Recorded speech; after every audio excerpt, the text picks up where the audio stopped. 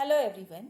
In previous lecture we have started with HPLC and we have started with instrumentation. So in that instrumentation part we have discussed about the solvent reservoirs and degassing system, as well as also we have discussed about the elution, that is a mixing chamber. Now today we'll start with the next, that is pressure pump. Now pressure pump is important part of HPLC instrumentation. Why it is important? Because to flow one liquid phase over the other liquid phase is compulsory in HPLC. So it's never possible to flow one liquid phase on the other without pressure. So for that purpose, always a high pressure is required in HPLC. So therefore, pressure pump is very important in HPLC instrumentation. Now, whenever we are going to use the pressure pump should possess some characteristics. In that, first one is pressure pump should be able to deliver the pressure of about 6000 psi. PSI, that is pound per square inches. That pressure pump should able to give you a pulse free delivery. It should be able to provide a flow rate ranging from 0.1 ml to 10 ml per minute.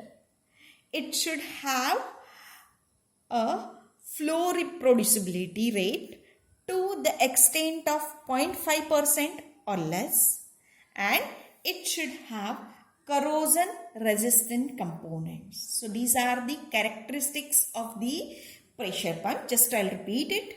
It should able to provide a high pressure, that is near about 6000 psi or even more than that. It should able to give you pulse free delivery, that is also important. Then the flow rate ranging from 0.1 ml to 10 ml per minute. It should have flow reproducibility rate to the extent of 0.5% or less, and the component should be corrosion free. So these are, you can say that, characteristics of the pressure pump. Now different types of pressure pump are used in HPLC. So all that we are not going to discuss. We are especially going to discuss over here three types of pressure pump, that is reciprocating, displacement and pneumatic. So very first we'll start with the reciprocating type of pump. So this is a schematic diagram for reciprocating type of pump. This reciprocating type of pump is most widely used pump in HPLC unit. It consists of a small chamber. So it consists of this small chamber in which solvent, that is your mobile phase, is introduced.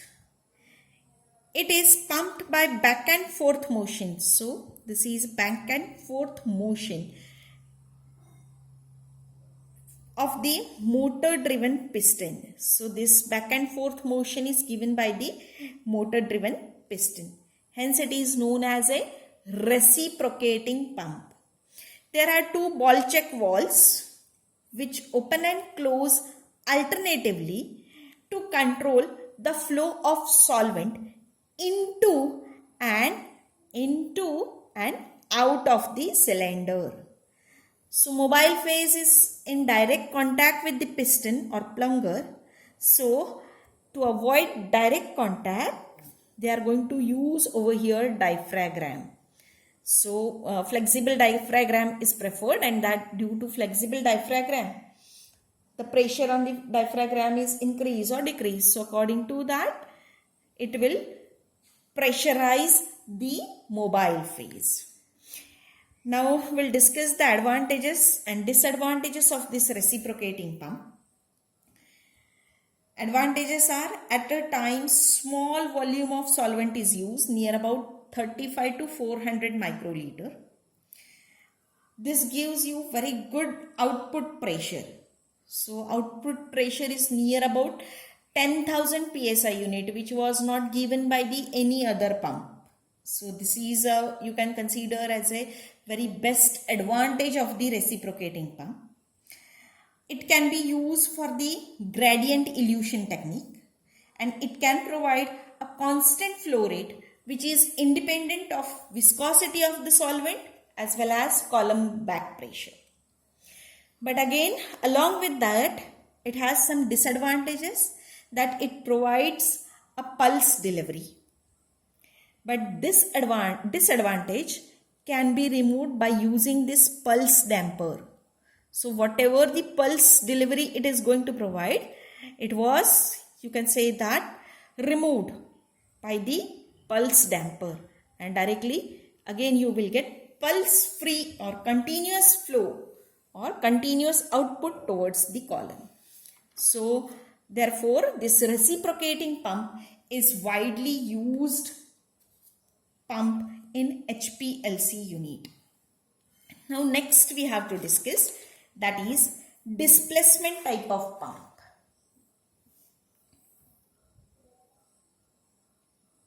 So this is a schematic diagram for displacement type of pump. Displacement pump, or it is also known as a screw driven type of pump, consists of a large syringe like chamber equipped with a plunger. So it consists of this syringe like chamber which is equipped with the plunger. So this is your mobile phase reservoir. The forward movement of this plunger is controlled by the motor driven screw mechanism. So this is a motor driven screw mechanism I have shown over here.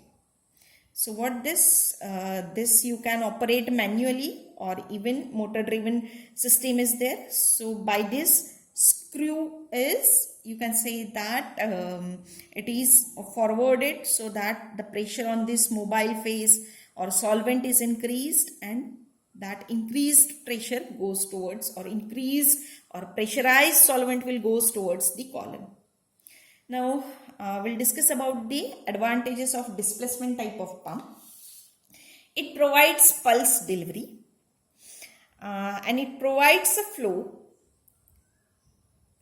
It provides pulse free delivery, not a pulse delivery, and it provides a flow which is independent of column back pressure and solvent viscosity. So these are the advantages, but it has certain disadvantages also, that it has a limited solvent capacity. It cannot be used for the gradient elution, while reciprocating pump can be used for the gradient elution. It shows considerable inconvenience when solvent is to be changed, that is especially when you are going to use the gradient elution method. At that time 2 or more solvents are used. At that time it shows much more inconvenience. Now next we have to discuss, that is pneumatic pump. So this is your schematic diagram for the pneumatic pump.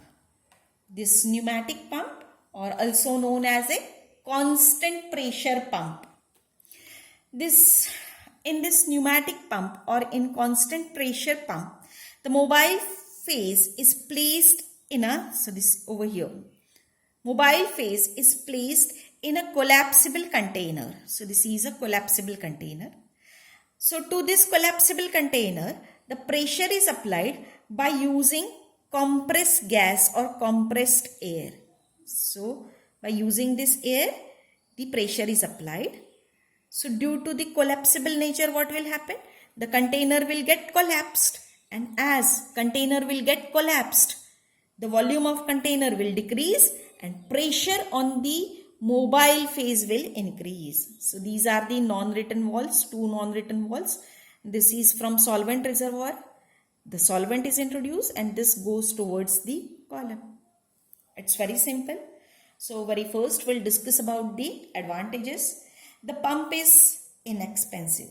This is you can consider as a very nice advantage of the pneumatic pump, and it gives you pulse free delivery. but it has certain disadvantages, that it has limited capacity. The pressure developed is low, that is near about 2000 psi unit. So as compared to reciprocating pump, the pneumatic pump pressure is too low. Reciprocating pump gives you near about 10,000 psi unit pressure, while this gives you up to 2000 only. It provides a flow which depends on the column back pressure and solvent viscosity, and it cannot be used for the gradient elution. So only reciprocating pump can be used for the gradient elution. Pneumatic and your displacement type of pump can't be used for the gradient elution. So this is all about the pressure pump used in case of HPLC. Now next we have to discuss, that is about the pre-column. So pre-column is also known as a guard column. In HPLC instrumentation, the guard column is introduced before the analytical column to increase the life of analytical column. So it is very important and it must be used in case of HPLC. This pre-column contains the same packing material which is present in the analytical column, but the particle size of that packing is large. Now we'll discuss why this pre-column is used, or what are the exactly functions of this pre-column. So it is used to saturate the mobile phase with that of stationary phase. So this will avoid the loss of stationary phase from the column when mobile phase is introduced or it is in contact with the stationary phase. So mainly it is used to saturate the stationary phase with the mobile phase. One more thing, it removes the suspended particles and impurities which are present in the mobile phase. It will also help in removal of those components that can get irreversibly adsorbed on the column. So these are the functions of the pre-column. So generally pre-column is used to remove impurities. When pre-column gets saturated, that means when it gets deactivated or when the percentage of impurity is more on the pre-column, it will not able to perform its function. So at that time it is discarded, or you can say that the new column is introduced. So this is about the pre-column. Next we have to discuss about the sample injection port or sample injection system. Now sample injection system should deliver a very small amount of sample at once, because slow delivered and overloaded sample can cause band broadening. So whenever you are going to use the sample injection system, at that time it should be able to deliver a very small amount of sample at once. The volume of sample introduced is ranging from few microliter to about 500 microliter. So such a small volume of sample must be introduced.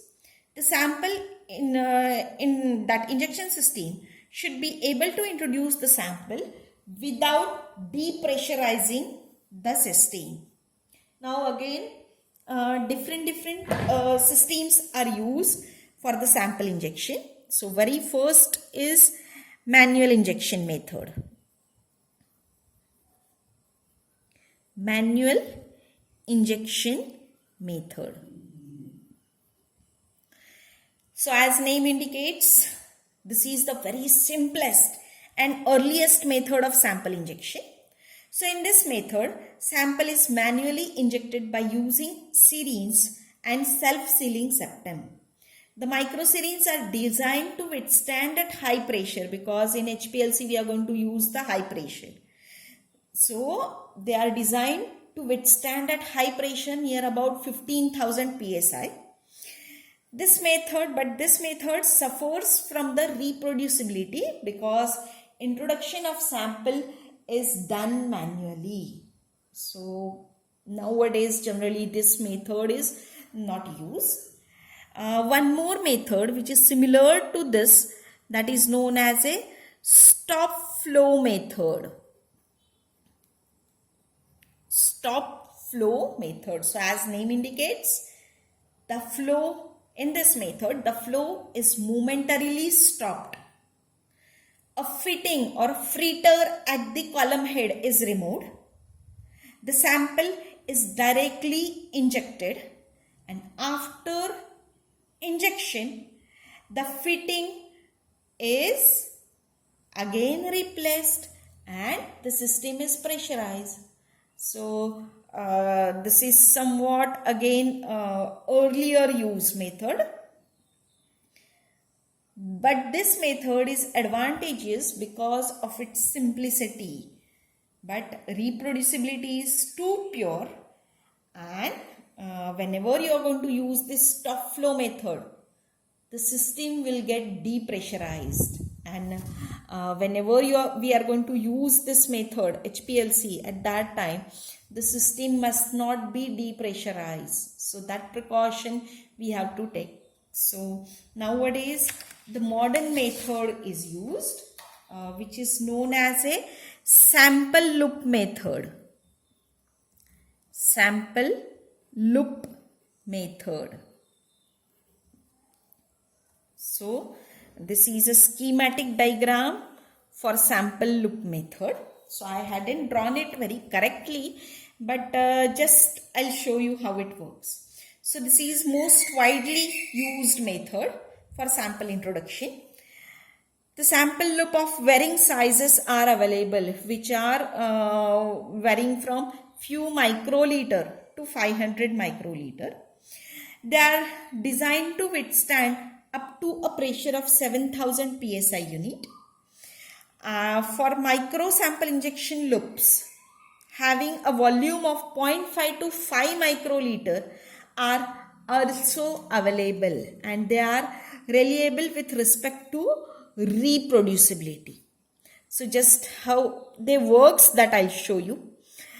Now there is, I hadn't shown over here. So we can consider this is a button, and this is a button for load, and this can be shifted where the inject is there. Now when you are going to load the sample, at that time the gear is on this side. From the pump, pressure pump, the directly mobile phase will go towards the column. Okay. But when it is on the load mode, at that time the sample will get injected. So this is inject from over here, it will go over here. The sample ampule is there, the sample will get loaded, and whatever the waste, or you can say that excess is there, that will goes towards the waste. Hope that this is for load. Now when you want to inject it, at that time this gear will shift towards the inject mode. When it shifts towards the inject mode, at that time this contact will get detached, and from the pump the mobile phase will enter towards this. It will go from this way. Over here already sample is loaded. It will take the sample along with it, and from here it will goes towards the column. So when it shifts towards the inject mode, the way is like this. When it is on load mode, at that time from pump it will goes towards the column. So this is a sample loop method. Nowadays this sample loop method is used more widely. Now most of instruments use the auto samplers that ensures the analysis of large number of samples without attention of analyst. So this is all about today's lecture. In next lecture, we'll discuss about the columns and detectors. Thank you.